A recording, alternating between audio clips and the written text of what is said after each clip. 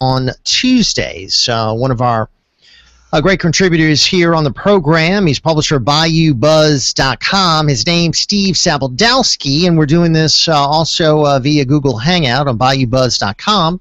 And Steve, welcome. How are you? Good morning. Good morning, Jeff, and how are you? Doing well. We've really been busy. A lot of talk this morning about the Marshall Coulter case, the whole Merritt Landry situation continuing to generate a lot of passion from the listeners. I know we're going to get into some other topics, but just a surprising development to see that Marshall Coulter was well enough to be committing more crime. I mean, I thought he was in a coma. Yeah, I was kind of surprised also, to be honest with you. But you know, that is life in a big city. And we'll be following that case, of course, and hopefully get some clarity as to what's going to happen to Merritt Landry, who continues to be vulnerable to charges. Sure. As far as other issues we've been talking about, of course, touching on what's going on with the city of New Orleans, the mayor starting his second term with a call for additional tax revenue. A lot of folks calling in, expressing a lot of skepticism about that plan. But the city's got tremendous costs that they're facing, so Landry's saying, hey, they need more taxes. Steve, one of the big things the mayor was talking about in his speech was the biomedical corridor and the fact that we're going to be having this new hospital on Tulane, and we've got the new hospital out of New Orleans East. And don't we have a problem now with financing that facility? Didn't we have a big explosive decision that was rendered by the federal government Friday afternoon, late? Right.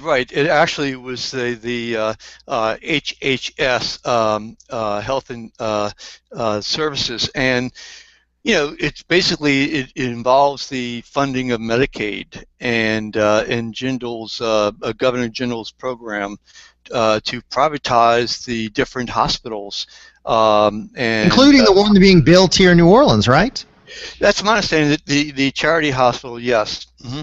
I mean, that's the big thing that they've been touting is going to be generating all these thousands of jobs, and you know, and that's taken up so much of Tulane Avenue and this massive construction. I know part of it is the VA, but part of it's also the LSU Medical Hospital, right?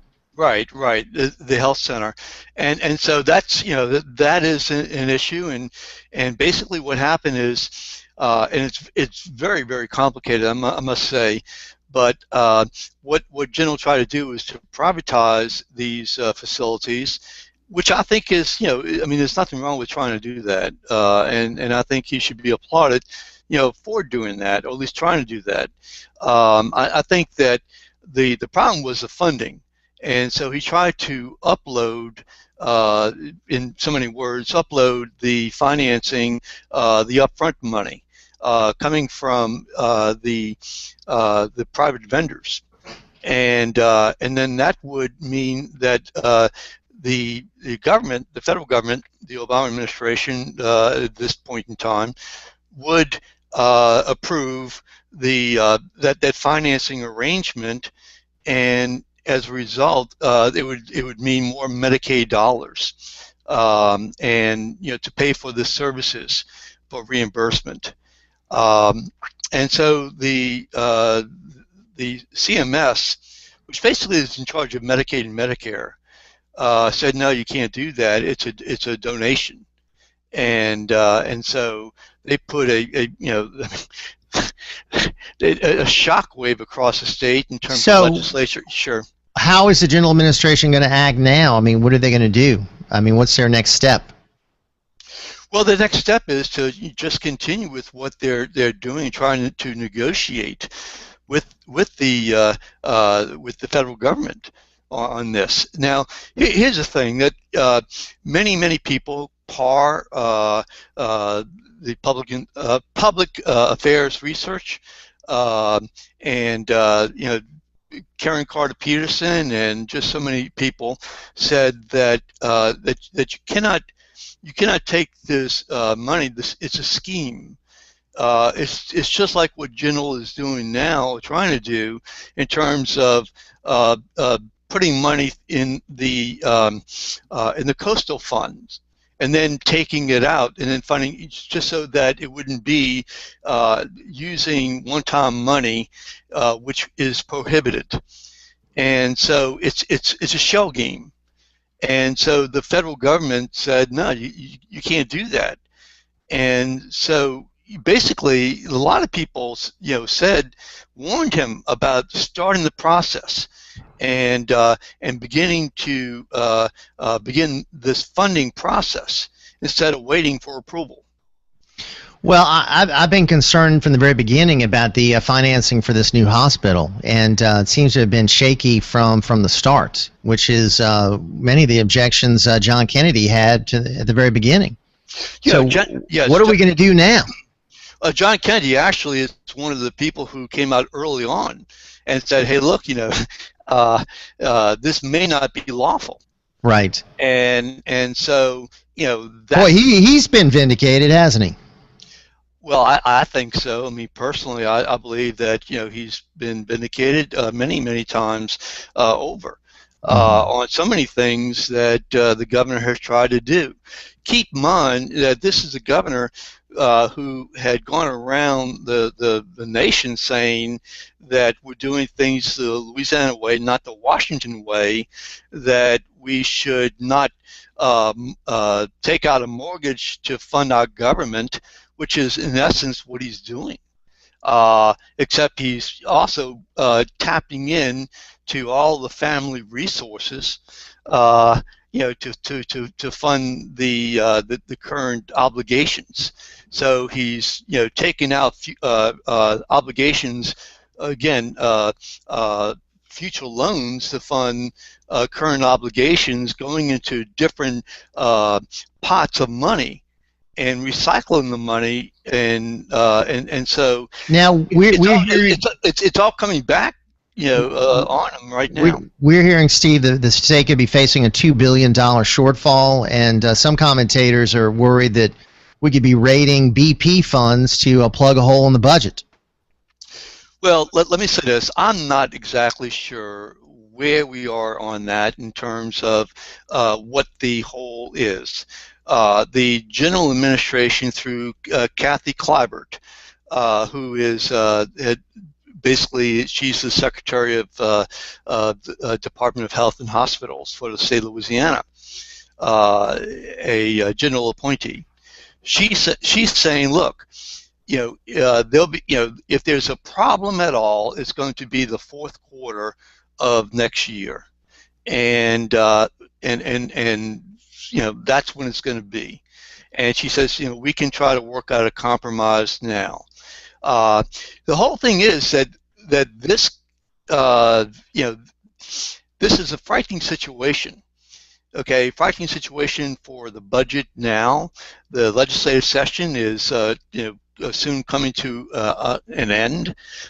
Senators and members of the House are saying, hey, look, we need to deal with this issue now. And one senator has been quoted to say that just do it, fix it. And that was a Republican senator.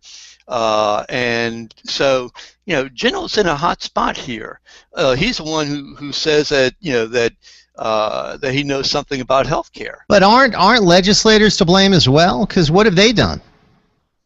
Well, you're opening up a can of worms here now, Jeff, because they basically have gone ahead and allowed him to do this. They punted. That's what they did. They punted. Well, it ties in, though, to the Medicaid expansion issue, okay? And so, as you remember, a couple of weeks ago, essentially, the General Administration had pulled a full court press on trying to make sure that at the time the Senate committee did not pass the constitutional amendment or pass it on to the full Senate and the House, which would allow the voters to decide upon the Medicaid expansion. And so now what you have is you have possibly, I mean, the way I see it is about $300 million at stake. You know, some people put it up to 800 million. I don't know exactly what the figure. I'm just going by what I'm doing a conservative take in terms of what Clyburn has said. So Right. you know, I mean, you can the numbers all over the place. Just like, you know, numbers are like $2 billion once Jindal leaves office in terms of a budget hole. Right. So you know, even if it's say $300 million, you know, the thing is that who's going to pay for that? Where's the money going to come from? And that's really an issue, and so that opens up, in a great sense, this whole debate about the Medicaid expansion and whether or not, you know, we should be taking those dollars to pay, because otherwise, you know, we're going to be closing down. Well, but again, those are federal dollars which the government doesn't have, because we have a $17 trillion debt. To take money for a state budget where the money's not here at the state level either. So, I mean, it's phony money either way. I mean, the federal government doesn't have it because they're just borrowing it to give it to us. I mean, then we're taking it because we don't have the money. And, I mean, the whole thing is pretty shady as far as the financing, if you ask me. Yeah, look, I understand, and that's been my main opposition to Obamacare. I mean, everything that I've said and written has been, well, is this going to, you know, what's it going to do to the budget? So, you know, to the deficit. And so I agree. Although, let me just say this: that those people who do believe that we should take the money say that, look, it's our tax dollars, meaning citizens and taxpayers of Louisiana. And if we don't take the money, then the money's just going to go to California or the other 30-something states that are, you know, taking the Medicaid expansion. So, you know, that's the thing. Yeah. So and then there's an argument that says, hey, let the voters decide. And, you know, I'm not really opposed to letting the voters decide. I don't think we should take it, but, I mean, let's give it to the voters. And I trust the voters to examine it and make the right decision. Let's do this, Steve. Let's take some calls. 504-556-9696 to join us. Steve Sabatowski with us. Jeff Crouere here. Open line. We've touched on a few issues. You can address any of these. Anything else you want to talk about? Fair game. Our friend Tony in Metairie is with us. All right, Tony, what's happening? Good morning to you, Jeff. Good morning. You know, I've been kind of looking at this thing with this Coulter boy and stuff. You know, I've come to the conclusion. I heard Liz this morning, and I thought, you know, gee, after I heard her, I said, we installed the wrong mayor. Liz should be the mayor. And the mayor. Yeah, we've got a lot of good potential mayors. We got Sid from Gentilly. We got Liz on a cell phone. We got some good people out there. Right. I would trust them completely. Yeah, and this thing with Coulter, you know, I know a lot of people have covered a lot of issues about it, but I'm telling you, this is a real tragic situation. We have a 15-year-old boy here who has made absolute fools out of the city of New Orleans. Yes. He has fooled the law, the police, the courts, the judges, the juvenile system. And also, we have this black-on-black foolishness where they slandered, debauched, defamed, ridiculed, and maligned Merritt Landry, created this hysterical rage and all of this stuff about white people calling them names. And I mean, could you imagine if this man the other day would have walked in and saw this boy and blew him between his eyes and sent him down to the ground? This is, you know, it's just amazing that this is going on. Now, don't forget, I mean, you got to say, when you talk about all the parties involved in this, you can't exclude the DA. I mean, he's had a role in this, too. Well, that's what I'm saying. This is how this 15-year-old boy has made a fool of Surpass, the district, the juvenile system, the courts, the judges. Yes. I mean, Jeff, when you consider that someone knows that you got someone that's dangerous, they didn't tell us. They knew it when they had arrested him for Merritt Landry. This boy had a rap sheet that they knew it. His family knew it. His brother knew it. But he wasn't arrested. He wasn't charged back then because he was supposedly in a coma. I mean, supposedly he was bedridden. I understand. Mm-hmm. But it should have been.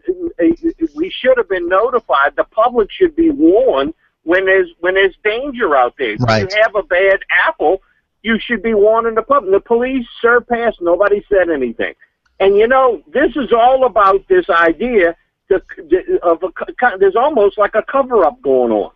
And, Jeff, this is all rooted, at least in my observation, when you go back last week and you look at the Sterling case and you couple all this together, you had a Mr. Kareem came on the radio last week and wanted to chastise me because I noted that Magic Johnson wanted to buy this basketball team. Now, Mr. Kareem said, oh, no, we got to let him come out there. Magic Johnson, he can bring a lot of people to the game, and it's all about money. And sadly, in the white and black community, we keep holding up these role models. And the role models they want to hold up are people who are very highly immoral. They hold up these, what I call the male whores of society. And they got all these guys that they do. We forget that Magic Johnson on November the 7th, 1991, announced that he had HIV, and he bragged about that he thought he slept with about 10,000 women. Oh my gosh! And and this was on the morning news, on the 6 morning news, and all across America. He bragged about this. Well, I'll tell you, I think Will Chamberlain still has a record with 20,000. That was his braggadocious comment. So, wow, I don't know how they have time to play ball when they're doing all that. All right, quick time out. Thank you, Tony. We'll be back. Mr. Ed's Oyster Bar and Fish House, 3117 21st Street, open Monday through Thursday from 11 to 9, Friday and Saturday till 10. Serving the freshest Louisiana seafood. Come get oysters raw on the half shell, charbroiled, and more for our cold or hot appetizers. The catch of the day are a barbecue shrimp boil. Enjoy a great pasta dish, crawfish etouffee, or dine in our beautifully renovated dining rooms, on the patio, or belly up to the bar to watch the home teams play. Mr. Ed's Oyster Bar and Fish House in the old Bozo's location at 3117 21st Street in Metairie. Hi, all you outdoorsmen. Join me, J.C. Smith, for the Bayou Sportsman Show, Thursday nights at 7 p.m. here on WGSO 990 AM and at WGSO.com. For over 70 years, Young's Dry Cleaning, the biggest in Metro New Orleans because they've always been the best. For free pickup and delivery, call 288-8381 or go online, youngsdrycleaning.com. Hey guys, a great gift for her anytime is a day of relaxation at the Woodhouse Day Spa, 4030 Canal Street, right off Carrollton in Mid-City. The Woodhouse Day Spa, call 482-6652 or online at nola.woodhousespas.com.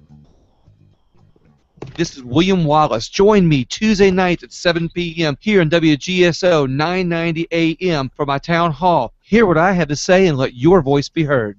Hey, it's Jeff Cruaire telling you about Jiggers Bar and Grill at 1645 Vets near Bonneville. It's crawfish time again, so come get your fill every Monday, Thursday, Friday, and Saturday from 5 p.m. till. Or catch our Midnight Boil on Saturdays, where our DJ's spinning the latest hits. While you're there, remember to enter your team for the Jiggers Annual Crawfish Cook-Off. It'll be held on May the 17th. So come by, enjoy a cold one, and some delicious crawfish at Jiggers Bar and Grill. See y'all soon at Jiggers. If you like the Saints, Pelicans, LSU, and Tulane sports, then listen to the Scott Alexander Show each and every day at 1 o'clock right here on WGSO 990 AM. Not only is he speaking easy, he's easy to speak to, and he won't cut you off. Ringside Politics with a Punch is on the air now. Give Jeff Cruaire a call at 556-9696. All right, a lot of folks want to chime in. Steve, let's go right back to the phone call. Steve Sabadowski with us, publisher of BayouBuzz.com. You can check us out on BayouBuzz.com through Google Hangout and also right here in the airways, 990 AM, WGSO.com. Let's go to Jack in Gentilly. Hey, Jack, good morning, sir. Hey, how you doing? All right, Jack. Refresh my memory. I seem to remember that after that Coulter kid got shot in the head, a whole group of concerned citizens showed up at Mr. Landry's house protesting. Where are they today? Well, there were two groups there. We had a group there that was holding a rally in support of Merritt Landry, Right. and then we were interrupted by a loud group of what looked like gutter punks that were saying that Merritt Landry was a racist and that Marshall Coulter was an innocent black youth who was targeted. And I haven't heard a thing from the black community about this little goofball's recent arrest. No, Reverend Brown called in first thing this morning and said that he had been, I guess, injured so much that he can't be held accountable for what he's doing. Well, yeah, we should give this kid a $5,000 a month stipend and a new car. I'll tell you. I wonder whatever happened to the weapon that he stole the night that he escaped from that burglary. Yeah. Where's that gone? A lot of questions, not many answers, Jack. Well, what these punks do is they rent these guns out. I tell you, I'm going to go hold somebody up. I'll give you $50 if you let me use your Glock. Mm-hmm. And then they go do their deed and then give their money back to the other thug.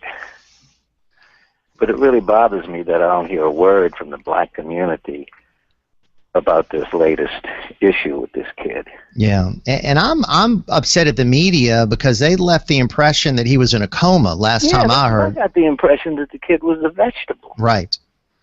Yeah. Definitely not a vegetable. No, he's well enough to be roaming around in other people's houses. Yeah. That's just amazing. I mean, just absolutely amazing situation. Appreciate it, my friend. Thank you. That's Jack and Gentilly. Steve, a lot of concern about this case, obviously, and it merited a lot of headlines before. It's not going away because we don't have any resolution to it. It's just still swirling around. Any thoughts? It's really, I guess, mind-boggling in terms of, why he is out. I don't understand, and I understand how you callers feel. Let's go back to the phone call. Steve Sabadowski with us, Jeff Crouere here. It's Ringside WGSO. Also check us out on BayouBuzz.com. Leon on a cell phone is with us. How you doing, Mr. Leon? Good morning, Jeff. How you doing? All right, Leon. Yeah, listen, did you see that deal this morning about John Podesta getting on there and telling them that they're changing the energy policies and that they will be enforcing the global warming, that's what he said, global warming rules and regulations, and there's nothing that Congress can do because they're doing it under the Clean Air Act. Yes. So now we have a situation where the very people that voted Obama in, the poor people, will have to figure out how they're going to pay the higher electric bills. They've already said that there will be brownouts because they're shutting down power plants that do not conform with the regulations, new regulations that they have. So you're going to have a lot of problems here. I guess they want to go with solar and wind and bioenergies, which means that the United States is going to once again fall behind, and another first for Obama to place the United States in such a position that our energy needs are going to be shoved to the back while his green stuff goes forward, which we know fails. Well, I want to know. How they can do it without Congress having any, I guess, impact on it. I mean, how can they circumvent Congress again? They're doing it. John Podesta is good at that. John Podesta worked with the Clinton administration and turned these the charges against Clinton around and made them look bad. John Podesta is good at this. He is very good at what he does. He forces the issue.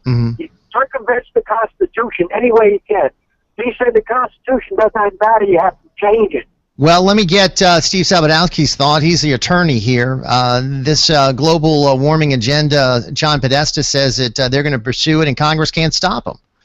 And I thought we had co-equal branches of government, Steve. Well, I just happened to see a little snippet of honestly, I'm not in a position to even respond to that. I mean, I haven't read the act. Okay, I haven't read the article. So, the question I have is whether or not there is climate change, and if the climate change is say global warming.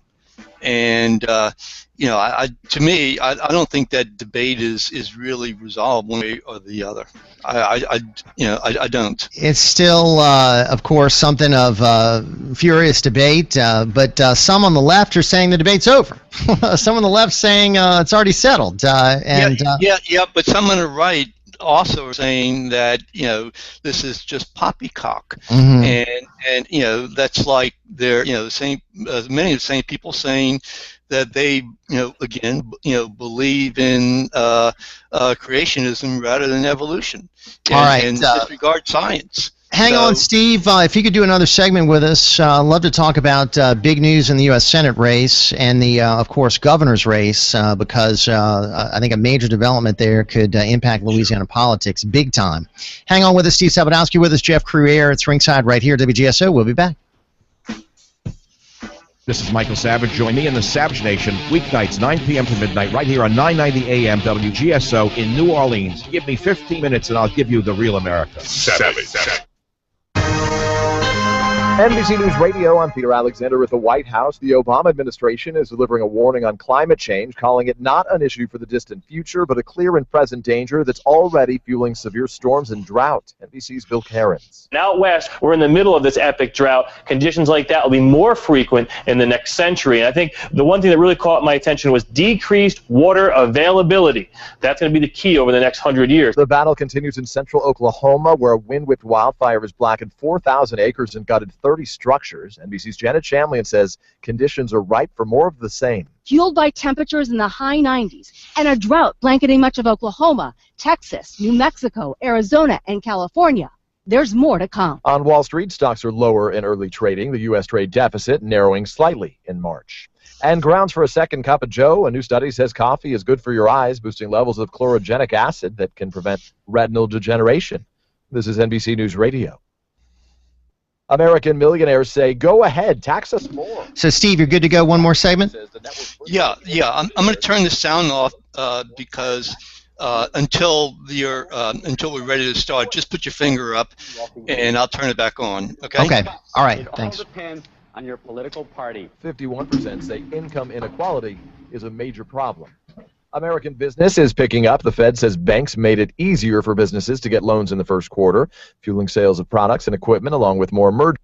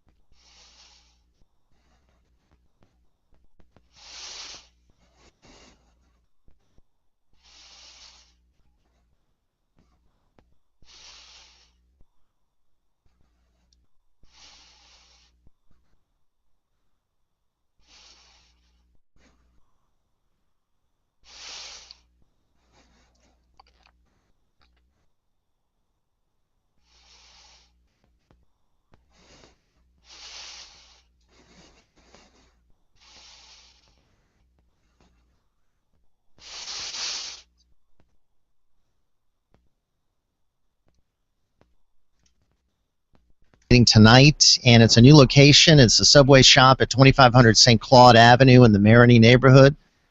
That's 2500 St. Claude Avenue in the Marigny neighborhood. There's a gigantic parking lot, so you don't have to worry about parking, and also you'll be able to get a free sandwich and free pepper spray. What a deal. So you get all kinds of goodies there, and be sure to come by tonight, 7 o'clock. I'm looking forward to being there. All right, let's get back to our special guest. One more segment with Steve Sabludowski, publisher of BayouBuzz.com, who's with us via Google Hangout. Also, of course, you can check him out here on our website, WGSO.com, and listen to the stream, or, of course, 990 AM. And, Steve, one other issue I wanted to get to, and that is the big news concerning David Vitter and the potential financing of his campaign for governor. What happened?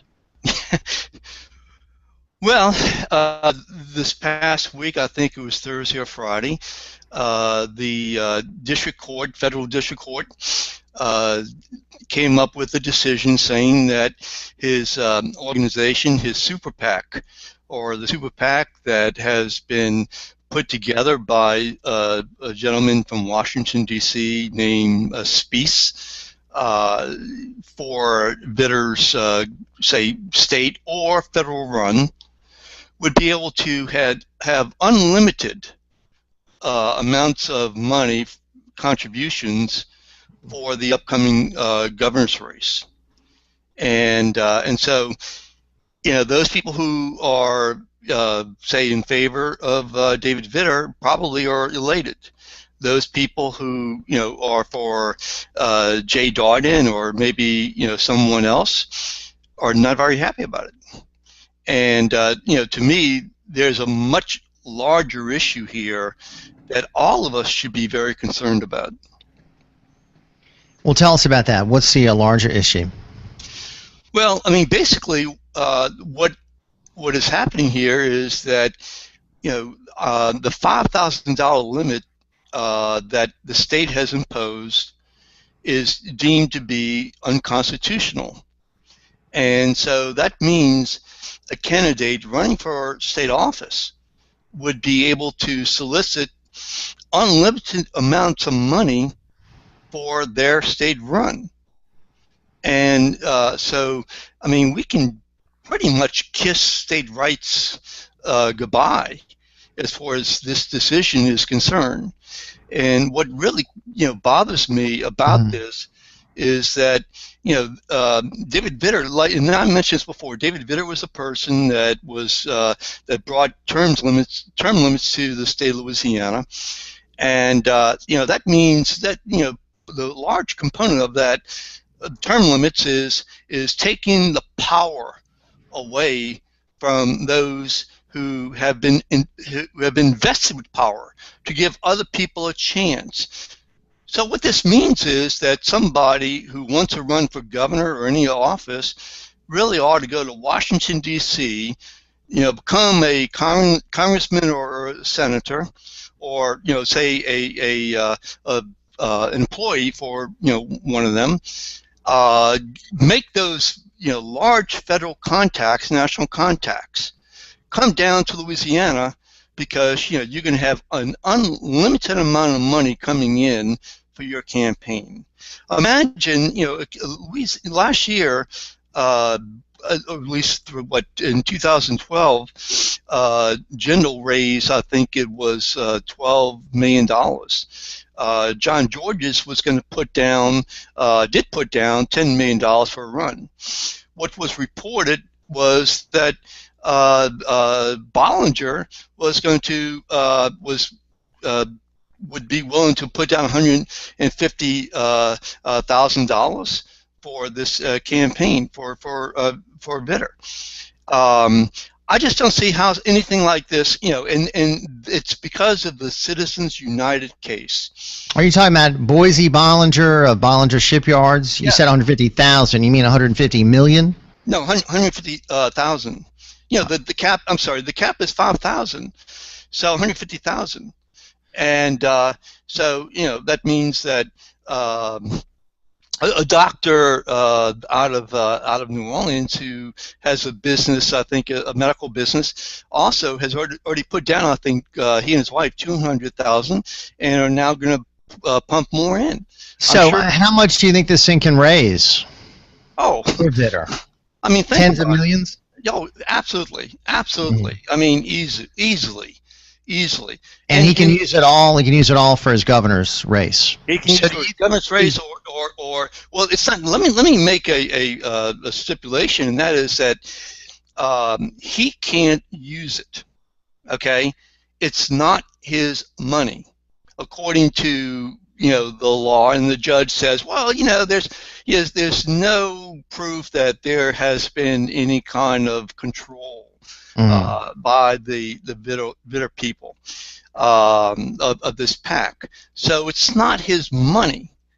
However, I don't believe that to be the case.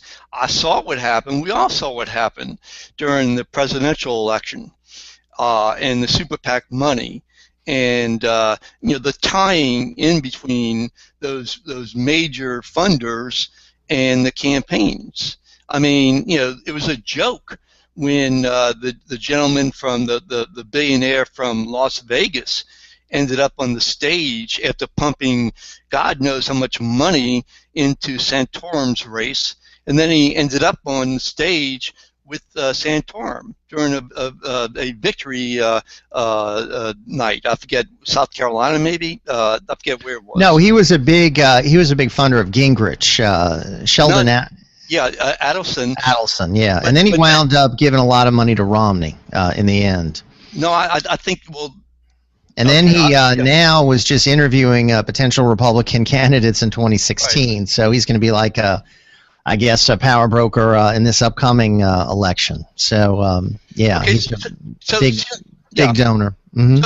So basically, what it means, as far as I'm concerned, is that you can really kiss democracy goodbye. It's not a question of one man, one vote anymore. Not this U.S. Senate race, not the Louisiana governor's election. You can do this for any election, dog catcher. It's not about democracy anymore. It's about big money, big control.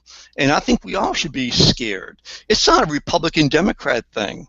I mean, look at New York. You had a billionaire Bloomberg. Sure, he spent unlimited amount of money to get himself elected. We've had big money people with success sometimes, but also not success, like John Georges. He's not been able to win, even though he had oodles and oodles of money.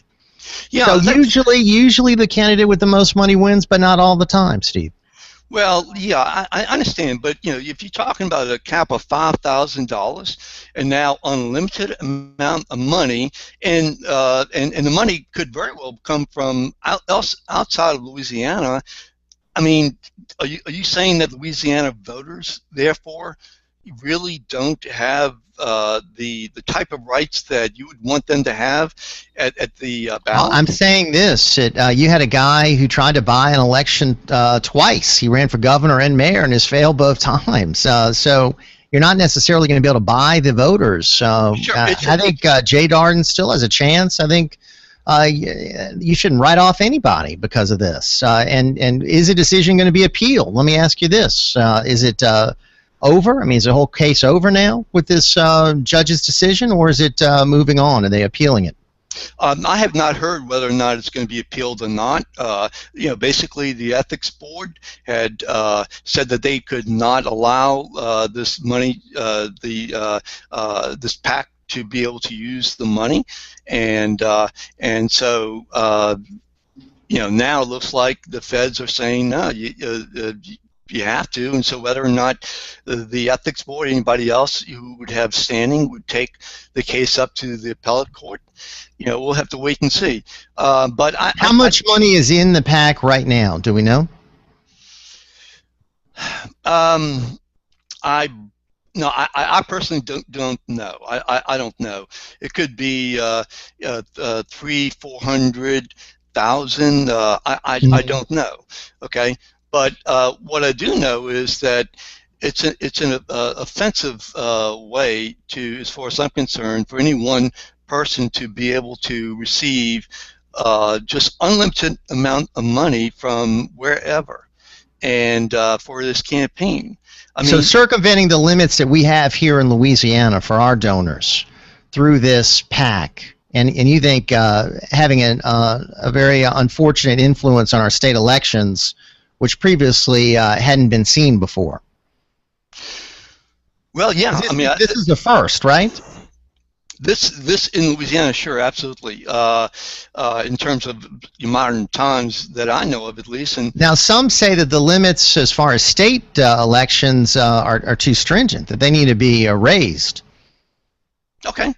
Well, and maybe this would be a good motivation for people to raise those limits. And look, I certainly believe in a level playing field, and you better believe that say a Democrat running against say somebody is going to use the same amount of money. The Republicans were blasting Carolyn Fayard, if you remember, a couple years ago, because she received money, I believe, through the Democratic Party from her dad.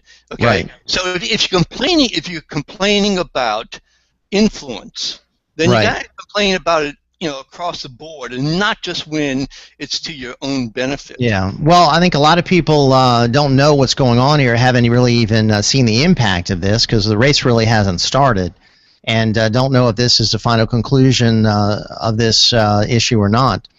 Let's do this. Let's open up our phone lines, take some more phone calls. Jeff Crouere here. It's Ringside WGSO, 990 AM, WGSO.com. Steve Sabadowski with us, taking your calls, 504-556-9696. You can also email me at jeff@WGSO.com.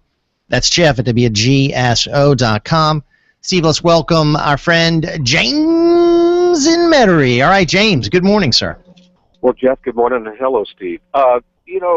Louisiana has a reputation of being extreme conservative. Well, here's something that might put that in a little bit of a perspective.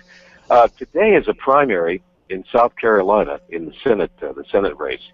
There is a Tea Party Republican who believes that the Second Amendment should be interpreted so that people who want a nuclear weapon can own one. And this guy is a physician, a medical doctor, which implies that he is a, quote, scientist. I don't know where he went to school, maybe Liberty University or one of those other far-right, or maybe he was homeschooled and taught that the Earth is only 6,000 to 10,000 years old.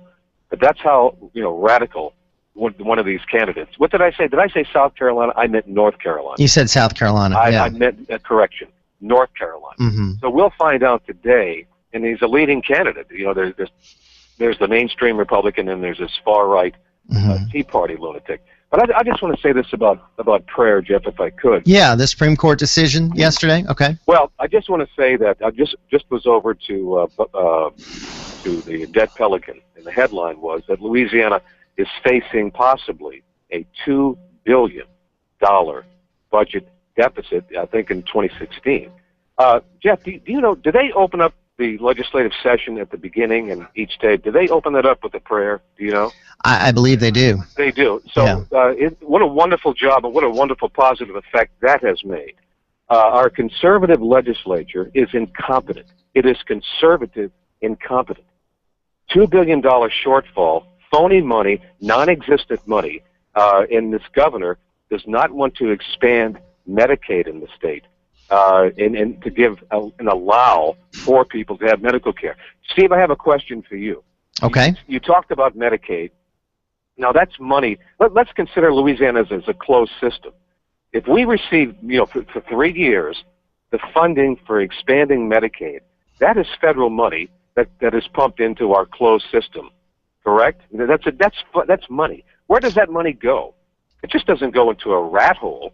It goes into the healthcare system, which means doctors, nurses, technicians, medical organizations, they receive the money. Jeff, that's good for the economy, isn't it? Is it not? Well, the argument. Have. All right, is that a question to Steve or me? But go ahead, Steve. It's a question to both of us. Okay, all right. I'll tell you what, I'll just listen off the... All right, thank you, my friend. Steve, go ahead. The argument against the expansion in terms of the economic development, and this was expressed, I think, very well during the Senate hearing 2 weeks ago, is that, well, why don't you just take an airplane or a helicopter and throw, say, whatever the money, $300 million per year down to the public. I mean, that's basically doing the same thing. And yeah, I mean, the question is, if you don't have the money, what is your health care going to be? And where's the money going to come from? That's the issue that we have right now. The counter argument to the one I just made is the one that I mentioned earlier, and that is that people believe that, yes, it's federal money, which is our money, but if we don't spend it, it's going to be spent elsewhere by some other citizens from another state, and that puts Louisiana to a severe disadvantage. And at the same time, our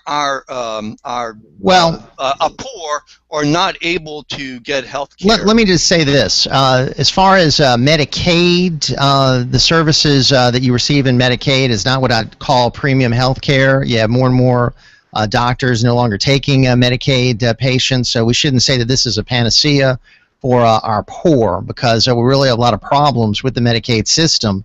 And secondly, I don't think we have the money at the state level. I don't think we have the money at the federal level. And I question all this talk about, quote, free money, because I don't think it is. But let's get into it. We have one more segment with Steve Sabadowski. More of your phone calls. We'll be back. What's that sound? That's the sound of you having your next party at Oceana Grill. Birthday parties, rehearsals, weddings, to corporate dinners. No party is too small or too large for Oceana. Come visit any of our 4 private dining rooms or our huge courtyard for your next event. Have your own venue? Then we'll bring the delicacies to you. Oceana Grill, 739 Contact, is the best time off Bourbon Street.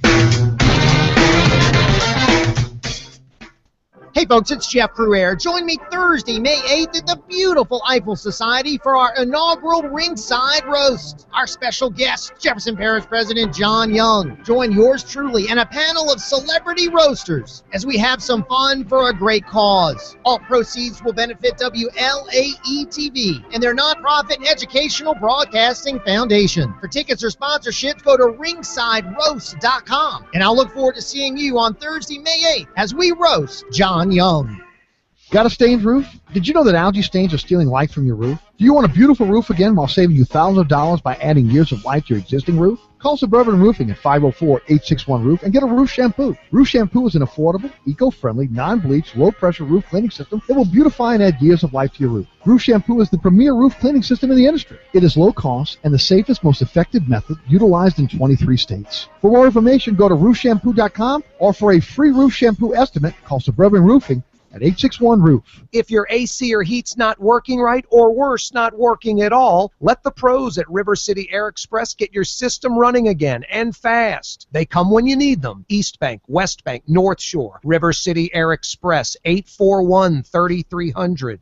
Acme Oyster House has been around for over 100 years, and that doesn't happen unless you do things right. That tradition lives on with family recipes that date back from one generation to the next. Acme Oyster House, born in the French Quarter, praised all over.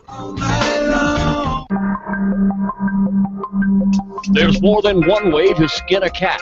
Just watch out for those PETA people. You're listening to Ringside Politics with a Punch. Give Jeff Cruaire a call now at 556-9696.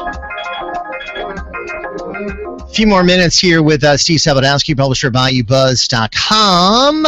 Taking your calls, 504-556-9696. This whole Medicaid issue is pretty interesting, and you do have hospitals, like I guess the hospitals here in Louisiana that were part of the, of course, old charity system, now moving toward privatization, that say they need the expansion money from the Medicaid, and I guess they're one of the cheerleaders for the state accepting the Medicaid money. Wouldn't you say, Steve, hospitals? Well, at this point in time, I mean, I would say that It would seem to be. I have not read, the contracts between the state and the new medical providers, so I don't know how they're going to be paid. But the problem is Medicaid pays below the cost of providing care. So, I mean, in the end, that's not going to be a good situation. I mean, yeah, they want the money right now, but it's not going to be covering the costs. I'm not so sure it's not going to be covering the costs. The question is, the system is what we have. Okay, now whether or not we. But even Obama during the campaign said, "Hey, we need to reform Medicaid," and that's not really even part of the whole Obamacare bill. So we haven't really even. We're expanding Medicaid, but we're not reforming Medicaid. The point of making, I hear what you're saying. The point of making is that right now we have a Medicaid situation that is, in terms of payment for this, the payment of it is totally uncertain. As a result, where is the money going to come from? We're privatizing the system. Nothing wrong with that. Okay, why wouldn't the money then come from the private sector if we're privatizing the system? I mean, why wouldn't we just sell these hospitals to private entities and be done with it? And be done with it? As far as a strain on our budget. I mean, if we're going to be moving to privatization, then that means we're getting it out of the public sector into the private sector, right? What we're doing is we're privatizing the management of the system. Okay, I mean, that's what we're doing. Well, we're really creating a public-private partnership is a more accurate way. We're not privatizing. We're still having public influence here, public dollars. But as you say, part of the control of the hospital would be in private hands. And we're using Medicaid money to pay the private... Which pays below the cost of providing the care. Yeah, but these and let's also say, Steve, we're going to be bringing people onto Medicaid that are right now in private insurance, right? So we're going to be stripping people away from private insurance to go on to Medicaid. Not all. What percentage of these people you say is on Medicaid? Studies show that when you expand Medicaid to the extent that we're talking about, people are going to be leaving private insurance to accept Medicaid, which again is going to be putting them in competition for fewer and fewer doctors because many more are not accepting Medicaid patients. So the quality of their health care is going to go down. Studies also, Jeff, I'm not going to dispute what you're saying, but studies and reality show that right now you have a large population of people who cannot pay for health care insurance. And so our choice is to either fund the system that Jindal has put together in some way, because the federal government saying that it's against the law, the way it's set up, or to accept the Medicaid expansion, or to work out some kind of compromise with the federal government, which is right now what the state's trying to do. All right, and we'll be following that. Steve Sabadowski, thank you, my friend. Appreciate it very much. You can check out our webcast on BayouBuzz.com, and of course, we look forward to our next visit. We're going to continue with the calls. Open line rolls on right here on WGSO. Follow us at 990 AM, WGSO.com, 504-556-9690.